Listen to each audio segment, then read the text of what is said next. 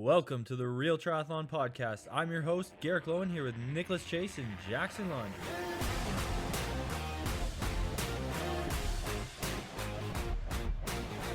Well, welcome back to the Real Triathlon Podcast. I don't know if we did an intro before this, so we're just going to welcome you in. But we got Joe Skipper here. It is Wednesday before Ironman Texas.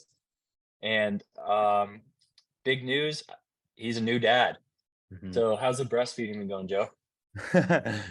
Yeah, thankfully I haven't had to do any of that, but yeah, I've always been doing the lion's share of looking after Arabella at the moment. But yeah, it's been really good to be fair. Like she's lovely, and thankfully I've been managing to get some decent sleep in as well, which is always a bonus, because you hear everyone saying, "Oh, you're going to be absolutely shattered, don't you?" And you know all these things. So it's been okay so far. Is that because someone else has been like putting in all the work and it was been pre-coordinated? Like, look, I got Ironman Texas coming up. I get to sleep. You do not get to sleep. Mate, the flight over here was so relaxing, I didn't have to worry about anything, like 9.5 hours of putting my feet up. I felt fantastic when I got to Houston. There was no jet lag. Nice. Well, there's that too. So you've got a 6 or 7 hour time difference, but you're coming to the West is always not too bad. So if you get some good sleep on the plane, I feel like you're pretty much already adjusted, because otherwise you'd be in the middle of the night right now in UK time, right? Yeah, definitely. I think if you come over, like from me coming over to America, you've either got to come over like fairly late, like 4 or 5 days before the race, because then you can kind of keep a bit into the British time zone, which just means that you end up waking up at like 5-6 a.m. before the race, but you feel great. You feel like it's like 10 a.m. in the morning, 10 or 11, or you need to come quite far in advance, like 3 weeks, because if you leave it, say, like 9-10 days, you start getting a bit into like the normal time zone of being in America, and then the jet lag kind of hits you. Whereas if you come 4 or 5 days beforehand, I find if you just get over 3 hours of the jet lag and you've got about 4 hours, you're still like 4 hours kind of like jet lagged, it just means that you end up going to bed at like 8 p.m. but you wake up really early and you feel fantastic, So like for me, who's not an early person, getting up at like for race morning of an Ironman is the bit I dread most about the races. Setting the alarm at 3 or 4 o'clock in the morning, that sends a shiver down my spine. And I have to me too. Nick, you're always up at 5 o'clock anyways. Not anymore. Fuck, I wake up at about 7 a.m., 6 a.m. and just let the old sun and the birds chirp and wake me up. I don't give a shit anymore about It's true. It's true. At training camp, we didn't start swimming till 9 o'clock. Yeah, I was cherry on that one. So Joe, you go. Oh. All right, Joe, you got to be pretty used to getting up early, because all your training partners are like 70, 75. Yeah, but they take some ages to get ready, doesn't it? When you're old, you're not as mobile, are you? So they might get up at 7, but it probably takes them 90 minutes to get ready. So yeah, let's just jump into that. So I've watched your YouTube on and off for a while, but I caught up on all your recent videos, and your main training partners seem to be the Techno Viking and the Powerful Pensioner. So these guys are what, 60-ish? Powerful Pensioner is 66. He's 67 this year, and Techno Viking 59. He's coming up 60. He's a bit of a young gun. He is. So yeah. So how do you meet these guys? So like, are you kind of the guy who is building up a bit of a triathlon community there, or are these just guys that you kind of like found through a different club or something, and then you're like, all right, they're whatever, they're down to train and let's just do it? I went to see my nan. It was in a retirement home, and when I was in there visiting her, Powerful Pensioner was on the elliptical, like doing a bit of training, and I started talking to him, and then I said to him, "Do you want me to take you out for some bike rides and stuff when you get over your injury?" And he said, "Yeah." And it went from there, really. And now he's got fit. He's out of the retirement home, and he comes out and joins me for some training sessions. That is the best story I've ever heard in my life. I hope it's true. No, right. The real story is, like, when I was doing like running around the trails. Oh, dang it. I don't know. When I was doing running around the trails where I live, Mark Shepherd, Techno Viking, used to be out on his cyclocross bike, and he used to do all the cyclocross. And he used to start talking to me. Oh, I watched your last race and stuff like that. And I got talking to him. And then when it got to the end of 2021, I was thinking, how can I improve my training and what can I do better? And I thought, well, it'd be really good if you had like some support, like people to like pace you and stuff like that. Because sometimes it can be hard to find training partners, you know, kind of, and like when you're doing sessions and stuff, having someone to like give you nutrition stuff can be a really important aspect of it. And I thought, could I like pay someone to do it, you know? And then I thought about who I could get, because it's quite hard to even like, if you wanted to pay someone a little bit, you know, even to do it, because most people are working like, you know, 9 till 5 and they wouldn't be able to do it. And then I thought, oh, Mark, he's retired. Like, I wonder if he can do it. then yeah, I contacted him and he said, yeah, I'd love to do it. So since the end of 2021, like September, he started helping me out for the sessions. And then originally he was just biking with me while I was running and stuff like that. And then I said to him, why don't you come to the pool when I do some swims? So then he's joined the health club where I swim at. And then he's been coming to the swims now. And then he brought Powerful Pensioner along to some of the swim sessions. And then I said to Powerful Pensioner, do you fancy doing some rides? And then Powerful Pensioner came out and did some rides, and then he started joining the track sessions, and he's got well into it now, and he loves it. That's unreal. Yeah, he's ripping. The And one he's video was fast. so funny. The one video where you had like that full training day and you like did a full session in the morning and everything, and they did it with you, and then it's like the evening and you're doing a swim session, you're like sitting in the lobby there and you're writing the swim session on the board, and these guys look like they're dead, and you're like, all right, we're gonna do 12 by 400 today. Powerful Pension is probably dead, because sometimes after a hard swim session he treats himself to a couple of Guinnesses, and it doesn't do him the best of best the next day when he gets up and starts like cracking it. But he trains like, I don't know how he recovers from it like as quick as what he does. He's the same age as my dad, and he's running like, you know, training for like sub 40-minute 10Ks. His biking's the strength as well. Like, I remember we were doing a ride and recently, and we were doing we finished it. We were going to do like some hill reps. So there was me, Powerful Pensioner, and then a guy called Craig who's in the RAF. So it's like the Royal Air Force, supposed to be like serving the country if we get into war, supposed to be fit as a fiddle. He's only like 33, 34. And we did some hill reps up the hill. Craig was going strong. Powerful Pensioner was with him, like keeping him honest. And then there's a little loop that we do, which is 5 miles. So about 8Ks, and it's got like 3 or 4 climbs each lap, and we did 2 laps doing through and off.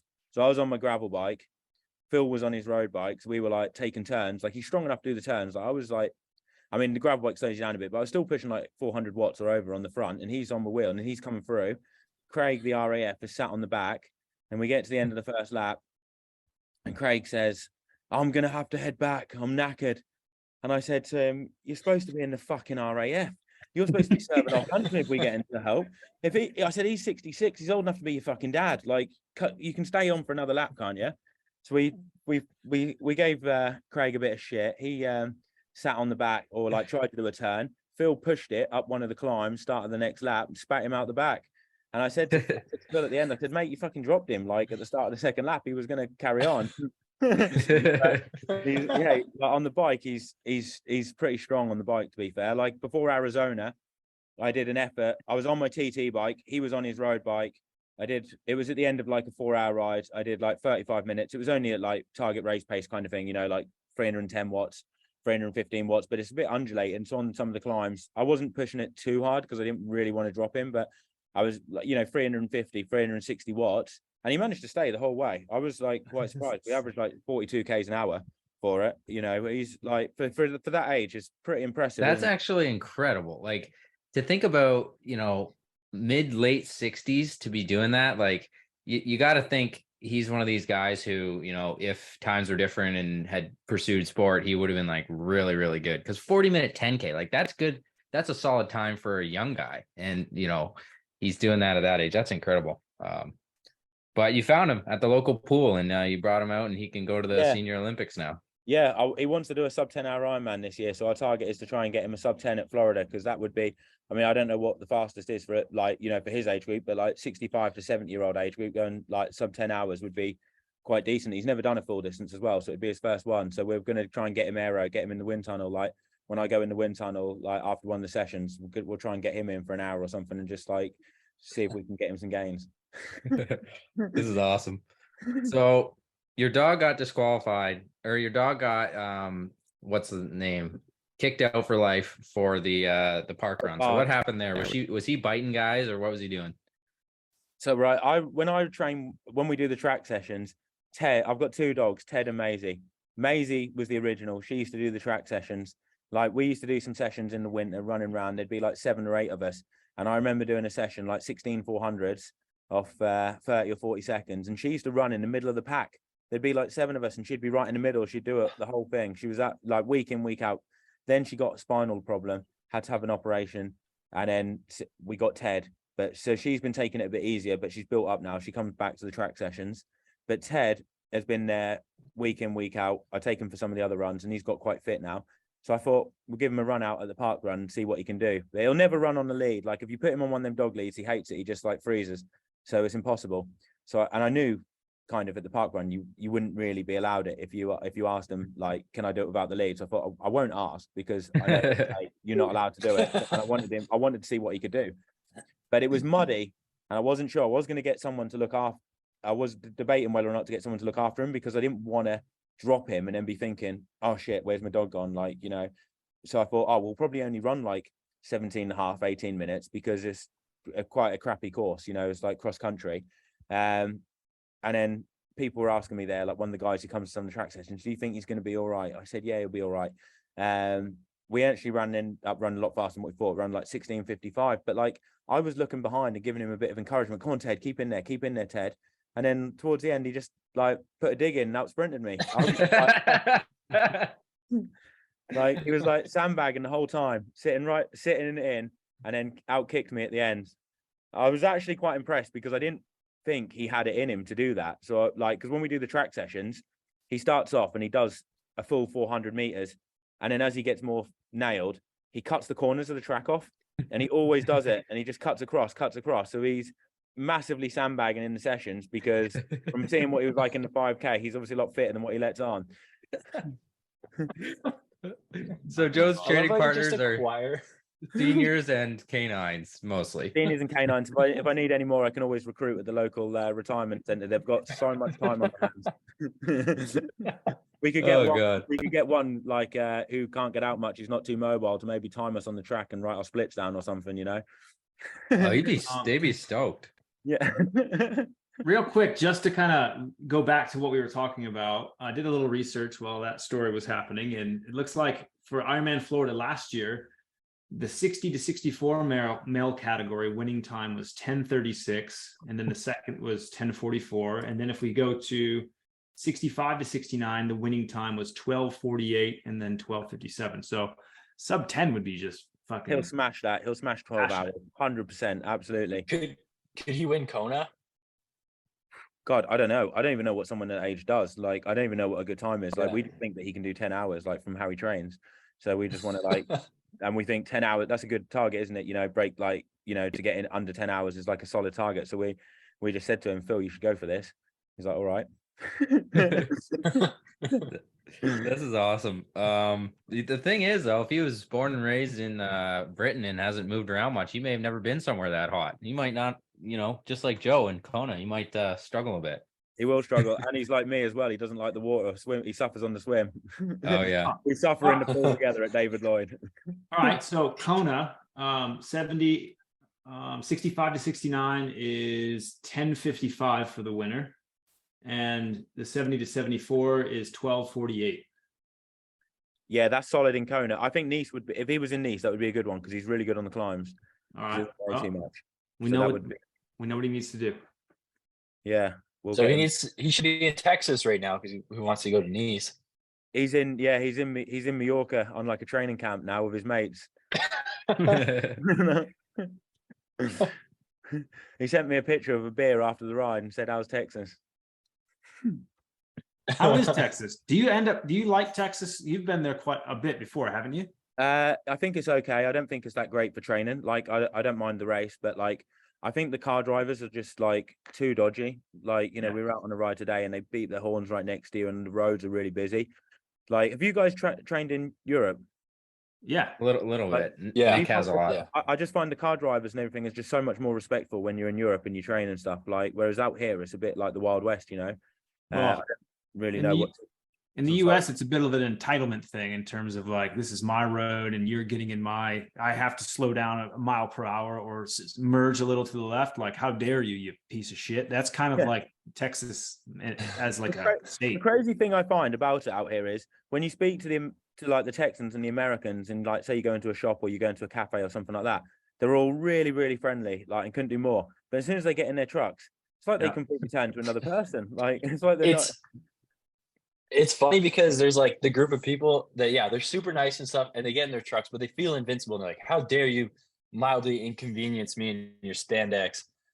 And then, so there's those guys. And then there's the other group of people where you find like the girls that drive the white sedans, not to generalize people, but then You just generalized they're, them.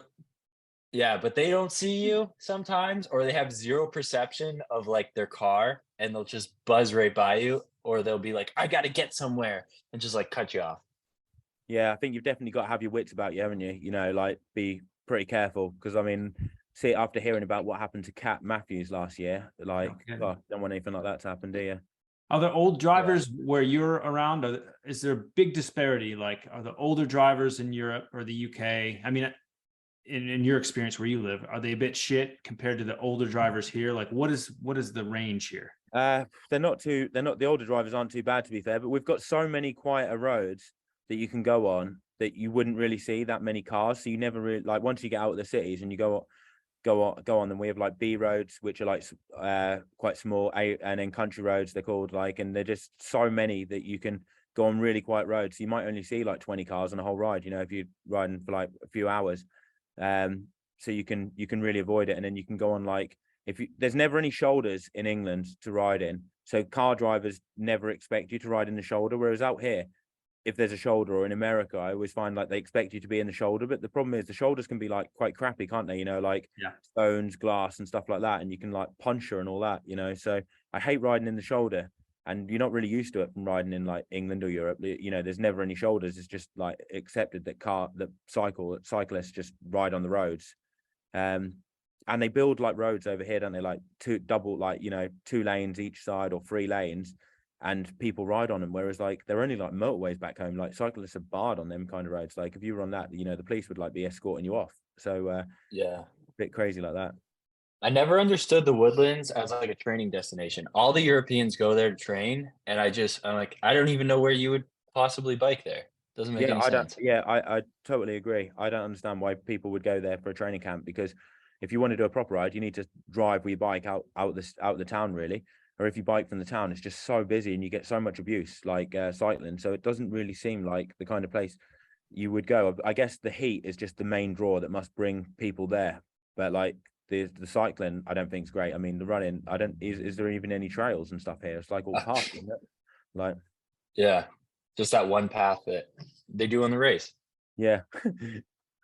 So you mentioned the heat. I heard on your podcast you're saying you're hoping it's not that hot because you're not really ready for the heat. Oh yeah, I've literally not done any heat prep. I was running with my top off in Norwich a few days ago, and it was 14 degrees Celsius, and that felt like.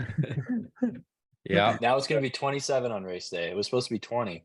I know. I saw it when it was 20. I was thinking this is perfect. The stars are aligning, and every day is going up. So hopefully, the cooler the better for me. Like, yeah, if it's hot. And if it's hot and humid, I'm fucked. But if it's not, then it'll be okay. Yeah, I have a feeling you'll have a pretty good showing based on, well, your last YouTube video you did a pretty epic brick, not epic but just big, and then you back it up with 3x5K running off the bike in like, what was it, under 330K. So even if you have to slow off and a little bit on the run, you would think that, if you're able to get away on the bike, that's going to be kind of a pretty big advantage. But you think it's not going to be that windy, and Texas is always pretty flat. So who knows how that could play out. But you have raced in Texas before, and Matt Hansen beat you. Is that correct? Yeah, that was back in 2015. That was basically both of our breakthrough results, really. Like coming into that race, I'd had like a few minor positions. I think I'd won like a smaller race, Challenge Weymouth, so like a very small professional race, really. And then going in, I think, when was that? That was like September 2014. So then coming into 2015, that was probably my second race. I think I raced 70.3 New Orleans, and that was my first experience of racing in hot humidity. Oh And my I was God. like, holy shit, this is hot. And then I actually thought I was actually tempted to not even bother racing in Texas, because I was like, I found that heat so bad, because I hadn't experienced it. I thought racing in Europe in the summer, that was like hot, that like just going somewhere hot was what as bad as it got. You don't really get the humidity like that in Europe. So when I experienced that, I was ringing up my mum and dad. I was like, I don't even know if I'm going to bother racing this race. And they were like, no, stay out there. So I stayed out there. I had a really good swim bike. I got off the bike in first place, and I think I was leading until 17 miles the run. I was absolutely in a whole world of shit, because I was skint anyway going into that race. So if I didn't get a result, like, I was screwed. So I would have probably had to get a job or something like that. So I needed to get a result anyway. Like, so I was in first, and I was thinking, this is fucking brilliant. Like, I wasn't banking on getting first. I thought, fourth, fifth, something like that, maybe third at best would be. To be honest, I didn't really know, but I wasn't expecting to be leading the race anyway. And I remember I was like absolutely dying. Like, Laura was out there. She was like cheering me on as well. And I was actually getting chased down by Lionel Sanders at the start of the run, because me and him rode through the field, but he fell off the pace probably with about 50 Ks to go on the bike, 40 Ks. And I think I might have got about 3 minutes on him starting the run, but then he pulled it down to 30 seconds on the first lap. And I could hear people cheering him on. Like, there was a little out and back that you do. And I got a time split. It was 25 seconds. And I thought, all right, he's coming, so I'm going to try and stay with him. But then he must have just slowed, and he never came back. He just gradually went further and further behind. He shit himself. yeah. Too much Gatorade, apparently. So he went backwards, and then Matt was coming through from a long way back. I think I had 8 minutes on him starting the run. He caught me about 16, 17 miles in, and when he caught me, I found it so hard, because I was trying so hard to stay out in front, that it was almost like relief, because third place was quite far behind. So I kind of knew I had second place as long as I didn't blow up. I could kind of like nurse it home. But being able to back off the pace, and because there was no way I was going to be able to go with him, he's just taken 8 minutes out of me in 16 miles. He's running 30 seconds a mile quicker. I think he actually ended up finishing 8 minutes ahead as well. I finished in second, but it was just relief when he came past me, because I was in so much pain. I still remember that now, like just fucking melting, dying, and just getting through that run. Like, oh, horrific. That was when it was in May as well. So it was hot, a lot hotter than what it is than it is now. Well, for sure, I saw Matt here in St. George a couple times last week, and I saw that guy in a hot tub in his wetsuit. So I don't know what he's doing. Hot tub in his wetsuit. Yeah. Fucking hell. Well, that's one way to put off his missus, isn't it?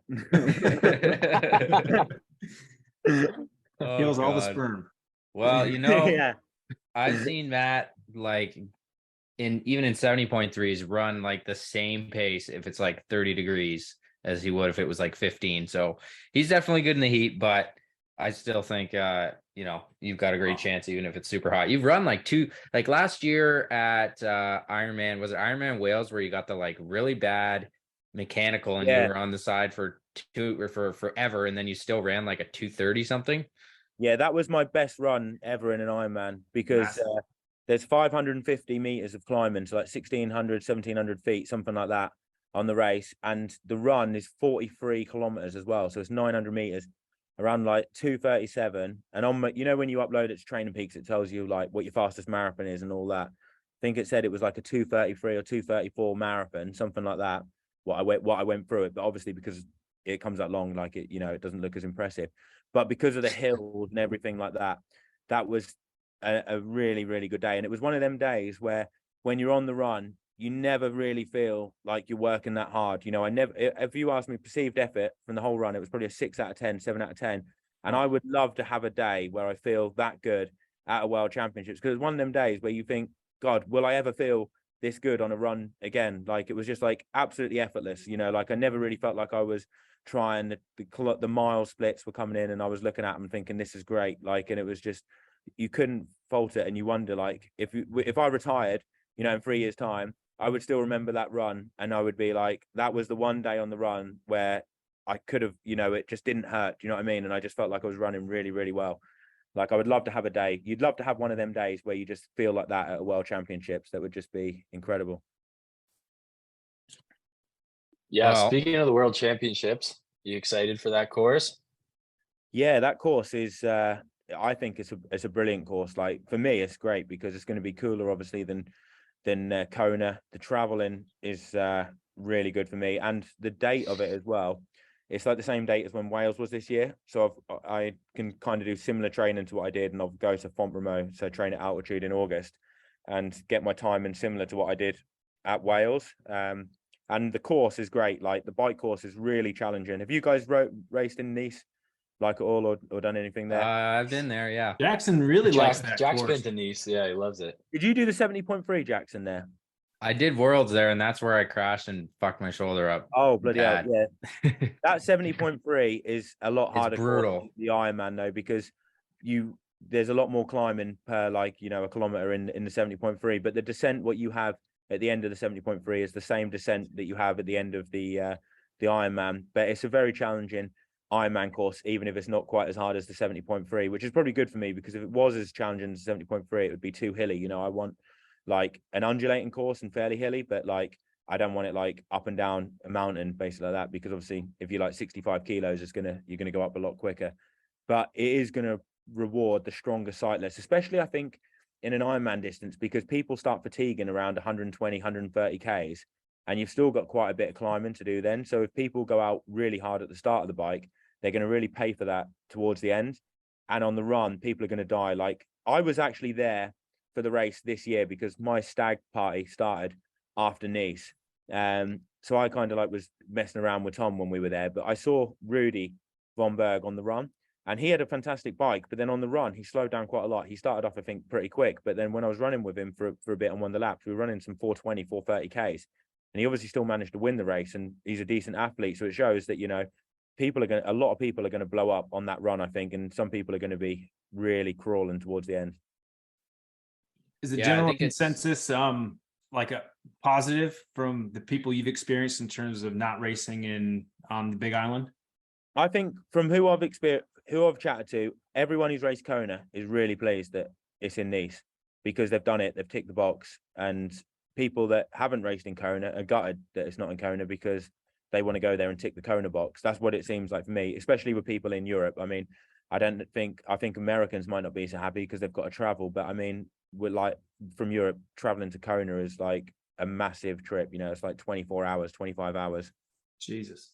And it's a lot like, cheaper than Nice as well, which is makes it a lot more accessible. Like if you're going to Kona, you need like thousands. I mean, if you do it on a budget, you're probably talking like £7,000, $10,000 really to do it properly, as a minimum. Like that's as a minimum. Whereas Nice, I've booked like a week's accommodation, a nice place for £1,000. Flights. I mean, I am in Europe, but like with flights, £50. That's amazing. Like so much cheaper. Yeah, that's unreal. But in terms of the Nice race, it'll be interesting to see, like you said, how the bike gets hard, sort of is still hard pretty close to the end. Obviously having done Kona, you even without necessarily the bike course getting really hard towards the end, you notice people really slowing in towards the end. I remember one year Daniela Reef had like the 5th fastest or 4th fastest bike split the last 60K or something, because all the men just like blow up. So you think, like, do you think the Nice course will be undulating and tough enough that you're just, the pack dynamic isn't really going to benefit people that much? Or do you still think it's going to be like a huge, pack race? No, definitely not a huge pack race, because literally 25 kilometers in, you hit a climb that takes about 50 minutes to cycle up. So that is literally just going to, that's going to separate it massively there, because it's not like a 5 or a 10-minute climb. It literally takes 50 minutes if you're riding like 340 watts, something like that. It's a decent one. So if people are riding like harder than that, you can kind of blag it a bit for a 5 or a 10-minute climb. You can go into the red, and like get over it. But for 50 minutes, you can't really blag that, can you? And if someone's just pushing a bit harder, it's going to separate it. And you hit a few steep climbs before that where someone could push it up. But once you get over that climb, if you were with people, it would be beneficial, because I think there is some flat sections, but then there's still a few climbs that are like 5K long, decent like climbing, you know, where you gain like 300 meters or so, which is going to really sort people out. And that long climb, if it's hot, is brutal. Like when I was there in June, the sun was shining on it. There was no shelter. It was horrendous. I stopped at the top and got some extra water from a marshal on a motorbike. Like, you know, I was like, I'd had enough. I waited for Tom. He was doing the race on my gravel bike, and he looked like he'd seen a ghost when he got to the top. So Is that where he swam 54 minutes? No, he got into form for that in September. That was where he reached the pinnacle of his swim career. So for those who don't know, Tom, how do you pronounce his last name? Oosterdijk. Oosterdijk. Okay. So is he Danish, or like what kind of name is that? Dutch. Dutch, So, right? Yeah. That's actually what I meant, but I said Danish because I don't know what I'm talking about. Anyways, how do you guys know each other? Obviously, your podcast is hilarious. I listened to the last few episodes recently, and you know, it's quite an unfiltered sort of honest take on a bunch of things. So, you know, kind of similar in a sense to what we do, where it's not as scripted, or, you know, you guys are probably still more organized than us though. But how do you guys know each other? Obviously, you've been friends for a while, and the podcast is going pretty well. So we met in Kona in 2018. So he was out there he was friends or training with a guy that I was actually staying with in like while I was in Kona. And then we went out for a bike ride. I met him. We did a couple of bike rides while we were out there that time, but didn't really speak too much. And then in 2019, he was out there again.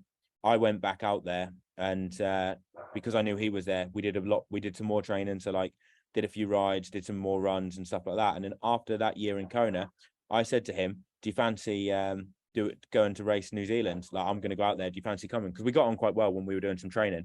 And he said, yeah, he'd be up for racing in New Zealand. So then we arranged a trip to race, to race there, stay together, did some more training. And then it kind of built on from there. And that was where the Junkyard Dog came out. That was made its debut. Tom doing it to a Brazilian in Ironman New Zealand at the start of the bike. So, okay. So why was he barking at a Brazilian? What was going on there? So we were in Taupo training before the race, and there was me, Tom, an American called Seb.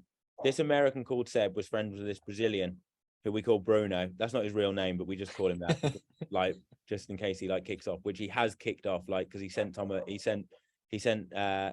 message. He sent me a message giving Tom some abuse. So we call him Bruno. Bruno was real serious age group at Ironman, you know, like proper serious. He was there to do a job in New Zealand. He wasn't there to make friends. He wasn't there to have a good time. He was there to get his Kona ticket, and he didn't give a fuck about anything else. And Tom was joking around, pissing around, and Tom was saying he was going to do 8 hours 40. And Bruno had beat Tom in Kona. Like Tom was at like walking, I don't know, along the Queen K or something like that. Bruno kept it together, ran past Tom.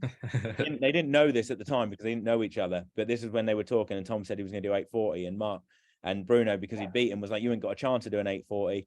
I kicked your ass in Kona." So, and then Tom, because he was like, I don't even know why, he just started barking at him, and it really got Bruno's back up. Like he didn't like it, you know, and it made it even more. Like me and Seb were in stitches because he was doing it, and we were saying to him. And them two were kind of like, they didn't really get on that well. You know, there was like a bit of friction between them, which made it like, for me and Seb, it was absolutely hilarious. And then we said to Tom, if you catch him on the bike, because we knew Bruno was going to outswim, he was going to swim 51, 52 minutes, like, because for an age group, he was like, he gets out of the water top 3. And we knew Tom was going to be behind. And we said to Tom, if you catch him on the bike, bark at him like a dog. And Tom was like, all right, I'll do it. And then after the race, I said to Tom, did you do it?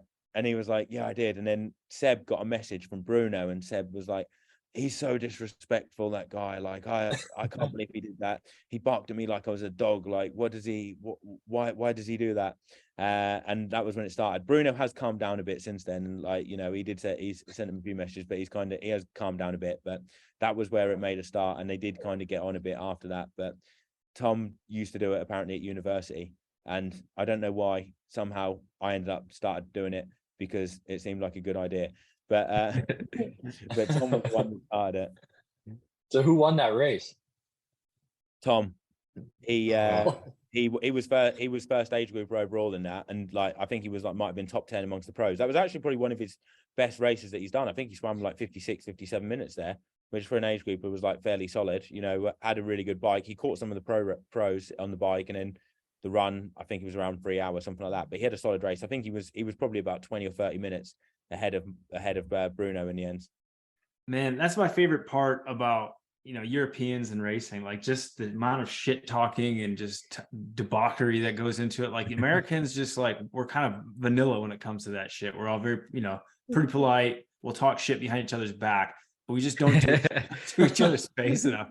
And I just love the like charisma of like, oh yeah, well, fuck you right in the face, right when I go by it. Like, it's just the best. He did it at 20 Ks, and bearing in mind that Bruno would outrun him in Kona, it was a risky tactic, because if Bruno would have outrun him in New Zealand, he would have gave him a lot of shit. Like, Yeah, he was probably looking over his shoulder quite a bit there. But hey, the Americans will shit talk occasionally, but then if they get it back, they whine about it a little bit. Not talking about any examples in particular. So remember Collins Cup 2021, the famous race that didn't matter between me and you. All the shit talking. And that remember, was a good race. That was the best race we've ever had, because, well, I've never raced you in a full, but we never really raced that many times. But I had to, like, when they did the interviews with you, did they like tell you, because in the coverage they were like getting you to like, you know, really shit talk me? Was that like contrived by them, or were you like, oh, I gotta say this? Because like after it, my wife and friends were like, what the hell, man, why did he say all that? I'm like, dude, they're just trying to get shit going. Like, it's part of the thing. It's to all be fair, fun. they didn't really say that much, I don't think, to get it going. like, like they didn't really say it. I don't even know how it came. I don't even know if like Metzler was the one that started it, did he? Like, Well, was it before? No, it was before, wasn't it? Like some stuff. We were saying some stuff before to each other. yeah, at the interviews, like the one-on-one ones with just the media guys. Yeah. And then I was like, I'm gonna win the leftovers race for sure. And then you were like, hell no, you're not gonna win this. And then Justin's like, this isn't the leftovers race, this is great. And that was pretty much it. Yeah, no, they didn't really say much to get it going, because we were saying stuff on social media, weren't we, before? Like, oh yeah, we were going back and like on forth a little bit. Yeah. Yeah. And then Justin like started it like at the thing, didn't he? He came out with it like on the stage, didn't he? Oh yeah. Hey. And then you really gave it to him, because you're like, well, if you can't beat the slowest of the Europeans, then like, what does that say? Got a chance. And Metzler, I bloody beat him in Galveston like beforehand. You know, like when we were there, like, and so I don't know where he was coming out of that from. It was like mate, like 3 months ago, I beat you in fair and square in a 70.3. Yeah. Well, it was a good race anyway. And actually, we held our own compared to the others. But and then the next year, since you're on Team Europe and you weren't ranked like third, you weren't there, and I had a shit race. So we'll have to see about 2023 if we can get it back going again. I don't think I'll get there, to be honest, again, because it's just so hard as a European to get there. You've basically got to be like ranked top 4 or top 5 in the world, you know, to get there, because you've got, well, if depend on how much Gustav races, but like he's been towards the top of at the top of the rankings or second. And you've got Christian, I don't know who's third, is it Magnus? So basically, yeah, and Sam Laidlow, those are the top 4, I think. Yeah, basically, which in a way is a bit of a shame, I think, because potentially you could have a European that's ranked 5th, 6th, 7th or 8th, you know, like a couple, like say another 2 or 3 in the top 10, and they never get the chance, you know, to actually race. Because really, with the Cons Cup, you want the top 20 or 30 ranked people in the world to go head to head, don't you, for different teams? I mean, I almost wonder if it would be better if the teams were just picked totally random, you know, and there's just 3 different teams, like not necessarily racing for like international, European or whatever, you know, you just have 3 the team captains, and it just goes like when when you're at school and you pick a football team, and it's like one person picks then another, and you know, the races are just formed like that, and it's just you race for the team. And if all the prize money was just for how your team did, you know, so you finish, the last team gets like a little bit of money and the top team makes a killing, because then everyone would be really invested in it, wouldn't they? And it would be like really level racing, because everyone's just picked whoever they want on the day. And it's a lot more to chance. It's like everything now is kind of like premeditated. Like the teams, you kind of know who's going to do what, and the format you're presenting, it could be fucking who knows what could happen. Yeah, exactly. And you want, basically, if all the races are really close, it would make it really, really good, wouldn't it? And that's, you want the best racing, don't you, really? Whereas like if like there's like the Europeans with like the top ranked athletes, it's like doesn't make it as exciting, because you've got an idea that they're probably going to win unless like something goes wrong, because they've got 4 of the top 4 ranked in the world. You know, it doesn't make it that entertaining, does it? And you're right that it is ridiculous how hard it is to qualify as a European too. Like for international and USA, it's similar. Like if you're ranked top 15-ish, you're gonna get a spot, like a guaranteed spot pretty much. So it's just, I like what you're suggesting. And one thing they could do is do top 4, like they have it for each region, but then the next, and don't do a wild card necessarily, but then the next 6 best ranked, regardless of where you're from, they get picked, and they're like wild cards, like they could go to any of the teams. And that way, if the next 6 best ranked are all European, they all get in. And then they, you just have a couple Europeans racing for US or for internationals, and then you kind of have it a little bit more balanced. Yeah, that'd be good, because with the wildcard thing as well, it's always a bit like if you're friends with the captains and you're a half decent athlete, you're probably going to get picked, whereas if you don't really, you're not really friendly with the captains, or you don't go around theirs for like dinner and stuff, you're not gonna are you? Like it's it's not, it's a little bit definitely a little bit like that. And they pick who's gonna sell, like who's gonna be, people are gonna want to watch, right? So that's why they pick Olympians and stuff like that who've got a big following. But well, I still think you could qualify. What's that?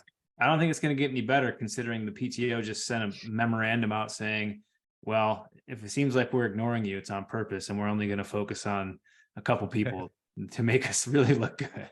Is that what they basically said? Did they? Yeah. Like they're just going to focus on a few people, and we're going to create bigger personalities with the people who we already have stories about and who created that persona. And just so you know, it'll all work out for the rest of you. Don't worry, we'll get it sorted.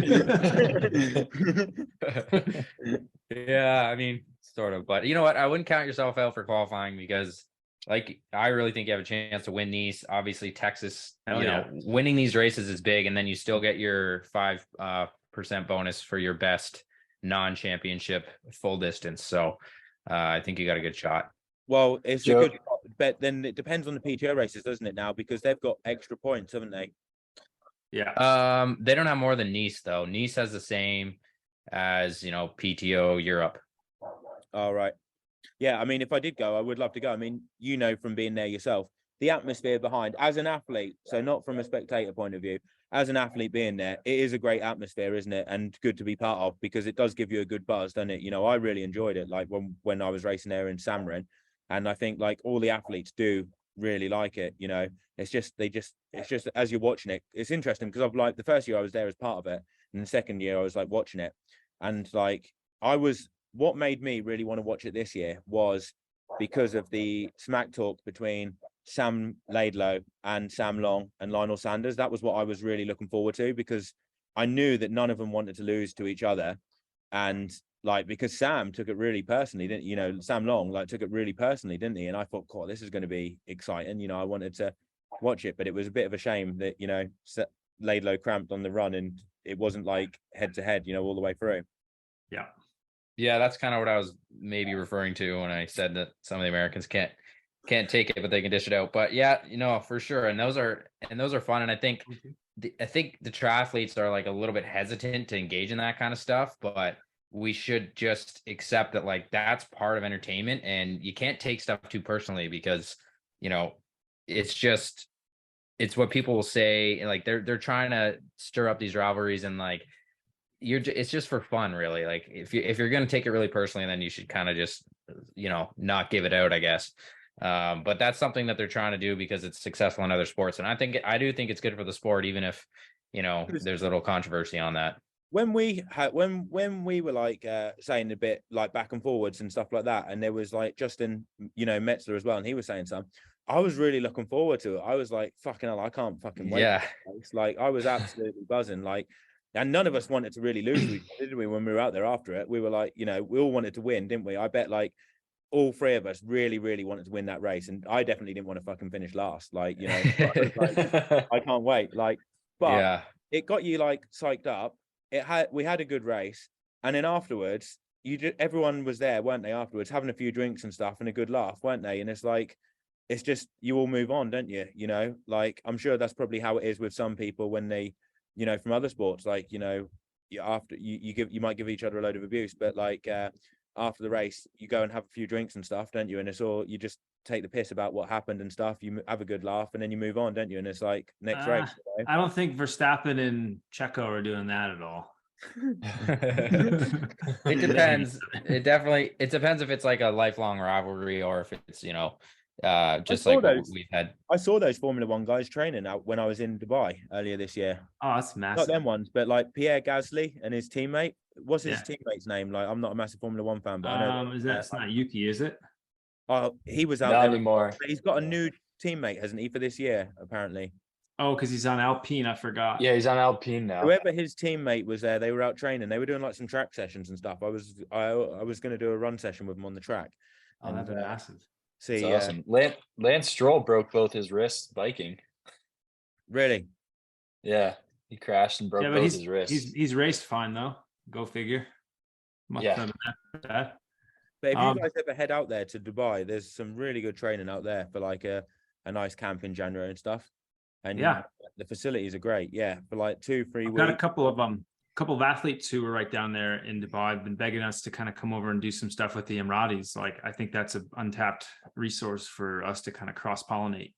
Yeah, you should do it. Like, it would be a great opportunity. And if you did it like December time, it'd be a fantastic time of year to go, especially when you're not like real serious training. The weather's great, sunny every day, got closed bike paths, so you don't have to worry about cars, and you can get into the mountains, and hills and ride some like decent hills out there. You have to drive a bit, 50 minutes, but you can do some decent hilly rides. And the swimming pools are fantastic, like all open air everywhere you go. Gyms are amazing. Yeah, I think you'd really like it. And there's some good beaches and stuff and cafes they go to. Might just get in trouble for showing some skin out there on the strip or something. Flexing. They didn't care about that now. So it's a little harder to get out there from here than from Europe too. Yeah, it's a long flight for you, isn't it? What is it like? Would it be like 17 hours or something for you guys? Yeah, it's something ridiculous like that. So I've got to ask, I listened to your most recent couple podcasts, and a couple different times, I think it was mostly Tom was like hinting at something, but then like, oh, I can't give you guys the information because somebody will steal my idea. And it was something about a guest, and then there was another one regarding something else, but you didn't reveal what it was. So it's telling me that somebody has stolen your ideas before. Like, can you, like, what happened there? Because I've never. And what is the idea? No one listens to this, so you can tell us. Just tell us, and just make sure you give us enough time to steal it. No, so it's just about, this idea is about getting just people on the podcast, like basically doing what we're doing, like collaborating and stuff, and trying to do something else where we can do like because our podcast is obviously a bit more like we just like chat about like things and take the mic and stuff, and it's not that serious. Like, so we don't really do like the race results because everyone else does that kind of thing, like that Pro Tri News and some other ones. So you think like you don't want to do the same stuff as everyone else, because then you're just doing the same thing, aren't you? You've kind of got to be a bit different. But then Tom's come up with a few ideas about, I can't remember what the one was, what people stole, but he came out with an idea, and then literally when we came out with it, about a week later, someone else launched it that they were doing something very, very similar.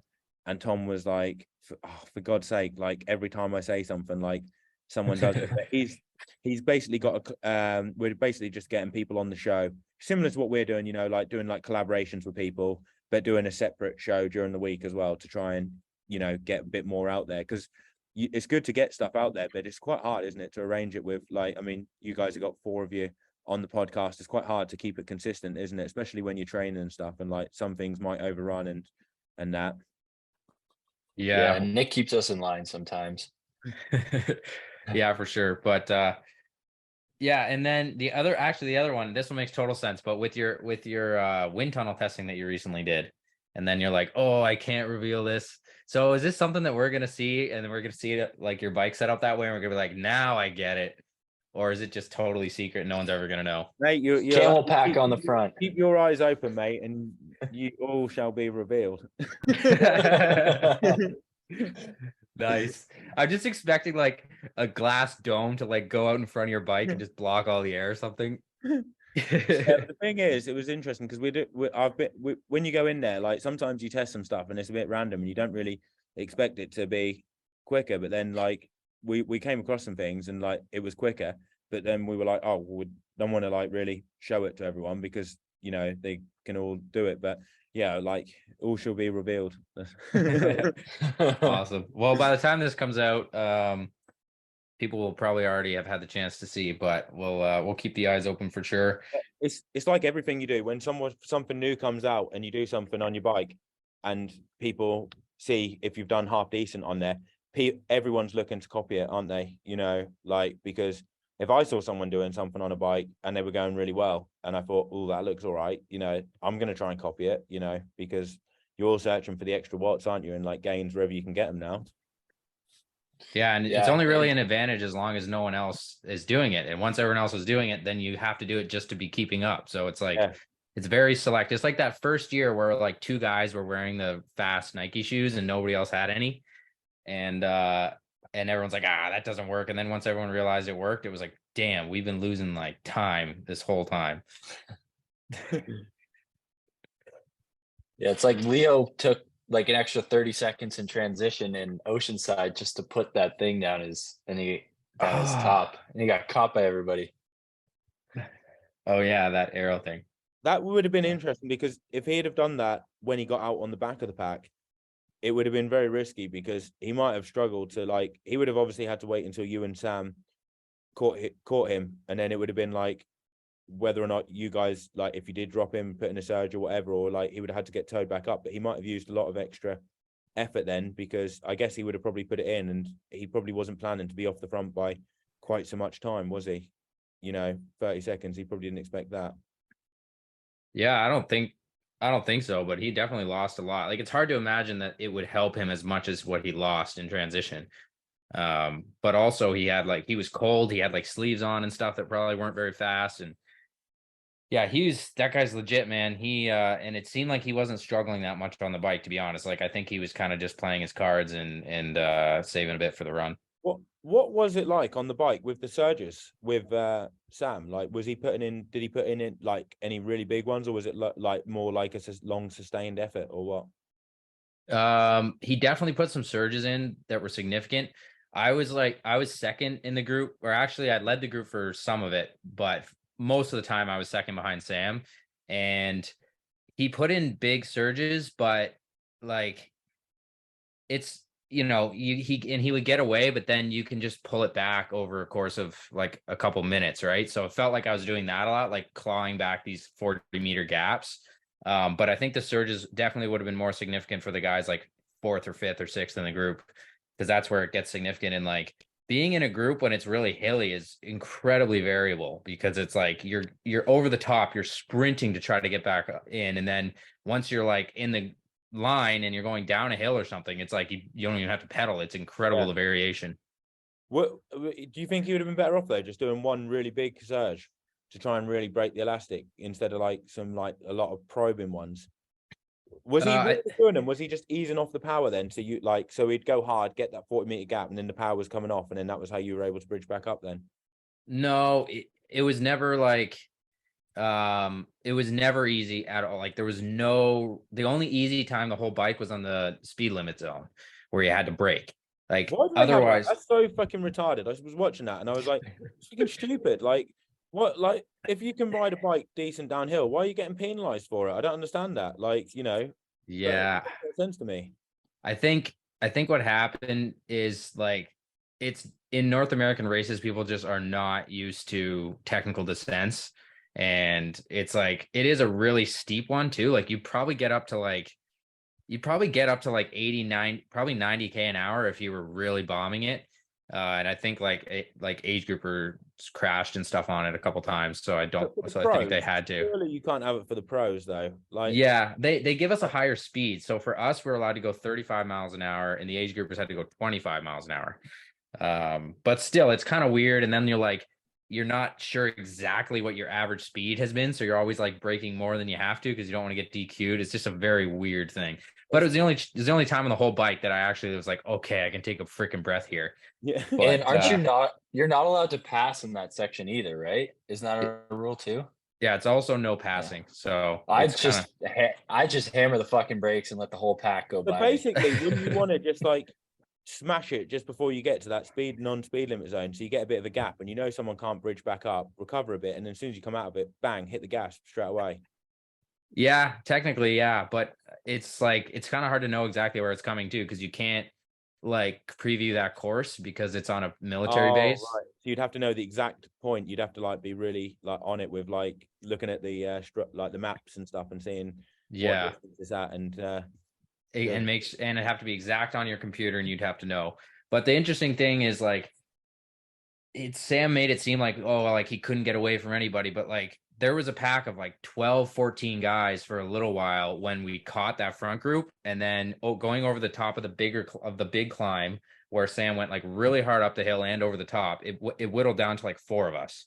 yeah. So he did drop watching. a huge amount of guys. It's just like I think he rode so well. He felt like he should have been off in front, but like everyone else is getting a lot stronger too. So it's just kind of like the way that it's going. That's the thing. Yeah, everyone's getting stronger, aren't they? And you know, if you sit like in a pace line 3 or 4 back, you can get a bit of recovery, can't you? So if you kind of do get dropped a bit from being at the front, you can try and hang on to the back. And people are going to try and hang on, aren't they? Because you're thinking, if I get dropped from this, I'm fucked. I could lose minutes. So you're going to keep going and force yourself to stay in for as long as you possibly can, aren't you? Recover on the downhill, and then once you get onto the run, you kind of just, I guess, take your hope that your legs come back a bit and you can run. Are you racing PTO race in Ibiza? No, I'm racing St. George. I debated that one for a while, but So it's why did you not go though? Because like you're 70.3 athlete as well. So what was the reason why you didn't fancy it? so a couple things. One is the climate and the course on St. George. Like I always race really well there, and Ibiza, I probably could race well, but it's just more of a known quantity early in the season. And like going over to Europe with, like you said, honestly, the Europeans are like, there's so many strong dudes who are jumping on a 1 or 2 hour flight and like no time change. And like, I'd have to go so early with going east to be adjusted. And I'm just not willing to put that many eggs in a basket so early in the year. But I'm definitely going to be like, cause I'm going to Finland, and that's like my A race of the year. So it's just the travel and stuff. If they weren't on the same day, literally, I would go any other time. But St. George is always like my prime race in the early season that I just want to hit. What do you think of the money though for it?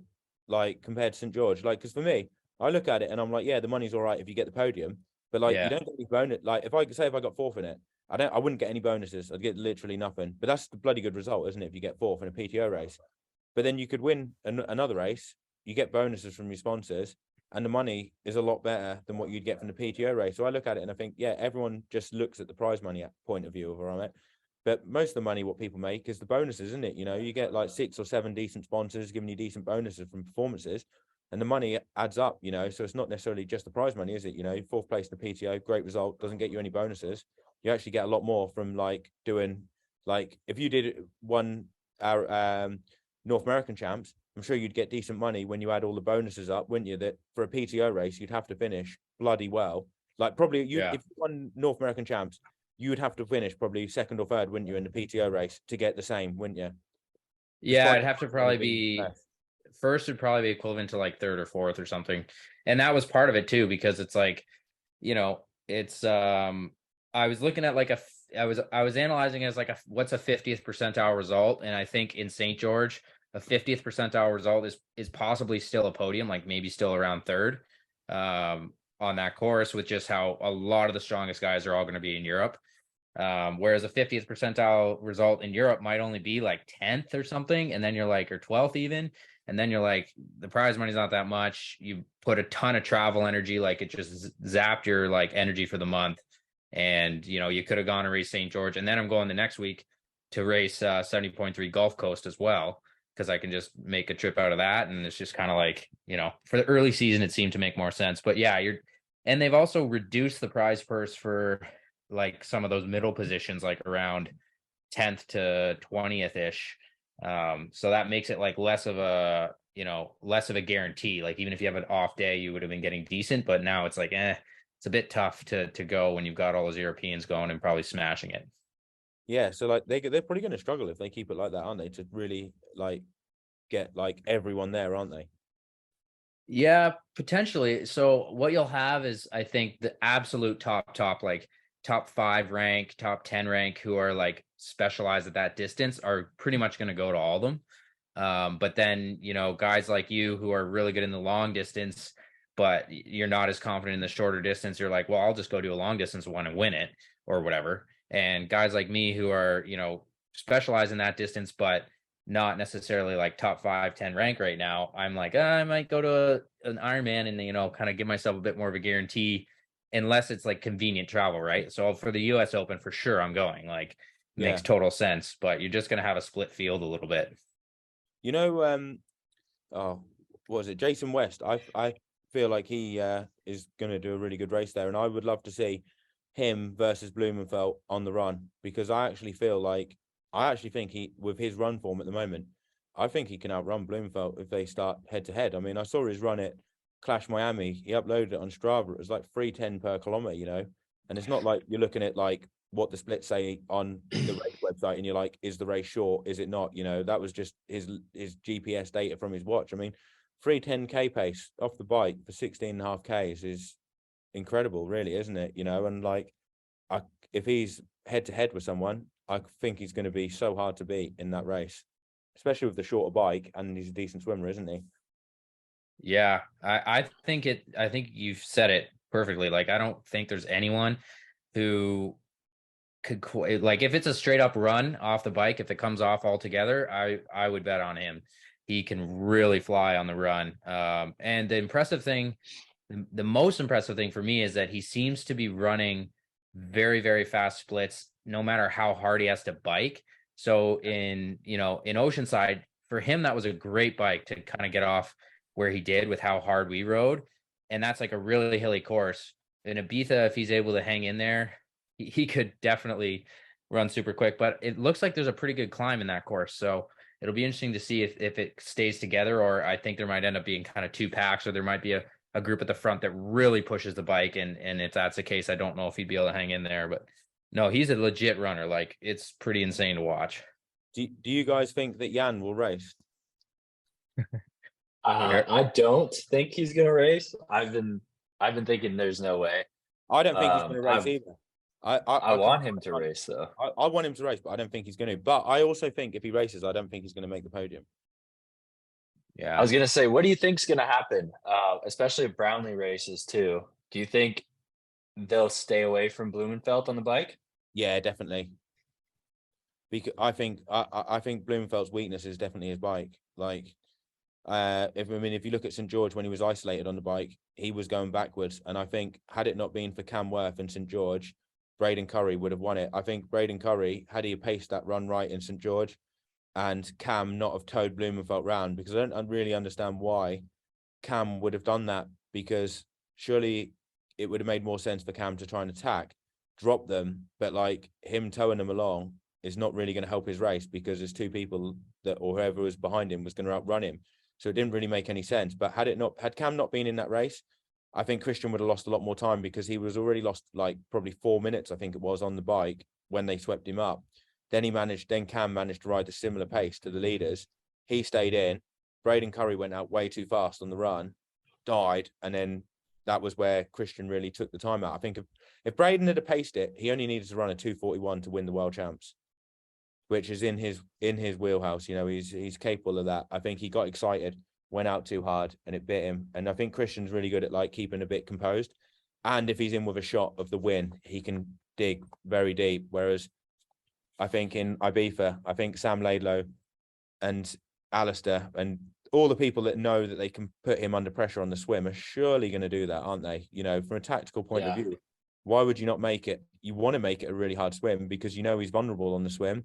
And then if he's stuck on the bike, I don't think he really wants to ride really hard. And if he does have to ride on the front, he's definitely not got the firepower, I don't think, to close that gap. So he'd be starting the run with a deficit. Potentially that could really suit Jason West. because if he can just hang on to them on the swim, limit his losses on the bike, or stay on the back for as long as possible, and keep in contention, he could be right up there for it. But like That would be a Alistair, monster swim from Jason if he kept with like the Sam Lade low pack. but it's going to be a big pack though, probably, because you're going to have Alistair in there, you can have Jan in there if he races, Sam, Aaron Royal. God, there's probably at least another couple of others. Who do you know any more, Jackson? There's at least another couple, isn't there, that are decent swimmers that could probably would stay with them guys. Yeah, so some of it will depend on the wild cards, like if Schumann's in or some of those ITU guys. He's definitely going to be. He's a really good swimmer, so he's going to be. There's a potentially you could have a pack of like 7 of them, so makes it a lot easier. That does help Blumenfeld a bit more with a bigger pack, because more feet to stay on at the start. The start's going to be absolutely 100% crucial, isn't it? Where he positions himself. Is it a deep water start? Is it a dive start? Are they seeded on the pontoon? He needs to be in the. I think for Blumenfeld to make that swim pack, tactically, he needs to get it very right at the start. If he doesn't have good take-up speed, he gets boxed in. He's fucked, because he's going to miss the feet, and there's no way he's going to have the firepower in the swim to bridge up to him.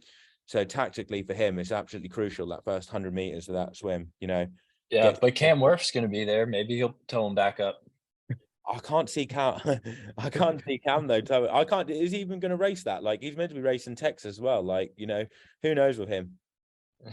You never know with that guy. Yeah, I'm sure it's more likely he goes to the PTO race than Texas. But yeah, you have no idea. He was racing Fletch Wallone today. He got called up for that. Oh, did he? Yeah. Maybe he ran a full marathon after that.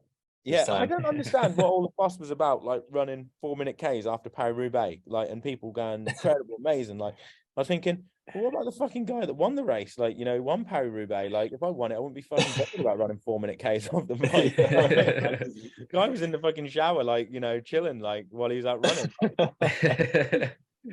I think it's like, it's also like the cyclists just can't comprehend it. Like, they get so mad. If you ever do like just like a weekend crit or something, and then you go, get your award, and then you go for a run, they get so pissed at you. Cyclists get pissed with triathletes anyway, don't they? Yeah. That's just like that's just the one of life's certainties. If you're a triathlete, you're going to piss a cyclist off. But they're so weird, aren't they? Cyclists, they're fucking strange, aren't they? Because they're so like a proper cyclist is so unsociable, aren't they? And like Laura, my missus, she went out on this like bike ride. What she did, it was like one of them like sportives. And there was a cyclist who was riding along, and he paid for the race, and he kept getting lost, and he didn't have the route on his like computer. And Laura was like, "Why don't you use your phone if you've got the route on your phone?" And he's like, "No, I can't have that on my bike because it looks terrible, and stuff like that." You keep taking wrong turns and like having to join back. You like joining back up, like you've ruined your ride. Like, but and like when you see them, they have to have their socks at a certain like height, don't they, and stuff like that. All these rules, what they have, don't they? Yeah, sunglasses over the straps, which Jack does not do. If you're a triathlete, you don't have time to pay attention to any of this. You just get on your bike all haggard and messed up from the run you just did. And don't turn up to a group ride and drop them with hairy legs, because that will really fucking probably happened a few times, but oh man. So Texas this weekend, awesome. I think you got it. Your boy's out here as well, though, isn't he? Cody, your man. Yeah, he's in shape, man. He's in good shape, but you've had his number for a bit now, so he's definitely aware of that. But if it's hot, that guy, we always run together, and like every workout we're just run like same paces. But if it's like really hot out, he's gone. Like, I can't keep up with him. He's so good in the heat. So we'll see what happens, if that might help him out a bit. Yeah. No, I remember training with him before, and he's been really good in the heat, to be fair, actually. But we'll see. But I mean, I think it's gonna be a good one. Can't wait to watch. Any final thoughts before the race? Anything you want to plug? Any of your what's the name of your podcast? You got to tell everybody to go listen. Our podcast is called Triathlon Mockery, so check it out, guys. It's on all your podcast streaming sites. So yeah, man. Good luck in Texas. If you need anybody to trash talk, you can trash talk me on the podcast. Just make sure you mention Real Triathlon Squad and the Real Triathlon Podcast. I was trash talking Matt Hansen today on the Ironman thing. Oh yeah. I don't even know why. I don't even know why I like picked him. It was just, and then once I picked him, I just couldn't stop. I just couldn't help myself. You know, it was like, You're just attacking him personally. You're just like, I heard that he's, he doesn't pay his taxes and get the IRS round him. Oh, that's great. All right. Well, good luck this weekend, dude. Crush Cheers. it. We'll be watching. See you later, guys. Peace. Yeah, man. Thanks for coming on. Oh, no worries. Oh, we got to do the sign out with Joe. Hold on. Oh, Joe, yeah. you still there? Yeah. I'm still there. All right. At the end of every podcast, the way we end it is we say peace, and then we all say oot in a Canadian accent. All right. By the way, my sister lives in Canada. Does she? Really? Where? Yeah, she's Where? been living there she was living in Banff. And then she's like, she had to get a visa. So she had to come back from England for a bit. She's got the visa accepted. Okay. Now she's moved back out. I think she's somewhere, she might be in, God, she's either in Banff or Calgary or somewhere like that at the moment. But she's her partner's Canadian. There you go. Nice. That's they're like only that's they're the only nice 5 area. hours. They're only 5 hours flight away from me. Yeah. You ever been out to Banff, Joe? No, I You ever want been out to. there? Yeah, I'd Dude. love to. Like, it looks great from the pictures Yeah. and stuff, what I've seen that she like So posts. yeah. So my buddy and I set the KOM from Jasper to Lake Louise, which is like 220K or something, and we stopped for lunch for 30 minutes. So if you're ever out there and you want a nice KOM, you just do that ride. 220K is flipping heck. I'll tell you what is quite fun doing when you go to some of them places. You know, like the short ski hills, what they have. You know, if you can run up some of them and go for like some Strava segments, like there's not that many people on them, but God, they get your lungs like absolutely burning. They do. Oh yeah. If you can find like a nice 4 or 5 minute like really steep uphill run, like 20% gradient, you know, absolutely liberating, mate, doing that. Yeah. You gotta watch out there though, because that's a corridor for like the grizzly bears, the ski hills. Is it?